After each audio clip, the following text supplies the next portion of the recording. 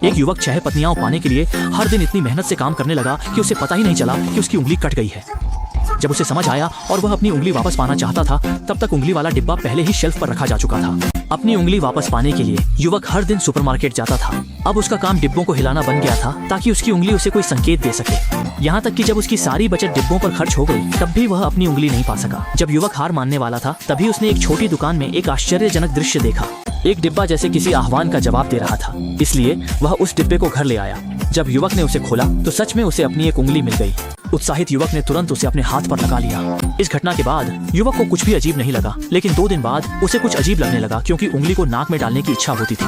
जब युवक को इस उंगली पर शक हुआ तो पास की मेज से खटखटाने की आवाज आई। यह निर्णय उसे बहुत परिचित लगा। इस समय युवक को एहसास हुआ कि यह उसकी असली उंगली है। जब उसने देखा कि उसका सहकर्मी उसकी उंगली से नाक में डालने की कोशिश कर रहा है, तो वह इसे कैसे सहन कर सकता था। वह तुरंत दौड़कर आया और अपने सहकर्मी को रोक दिया, अपनी मेहनत से पाई हुई उंगली को वापस पाने के लिए।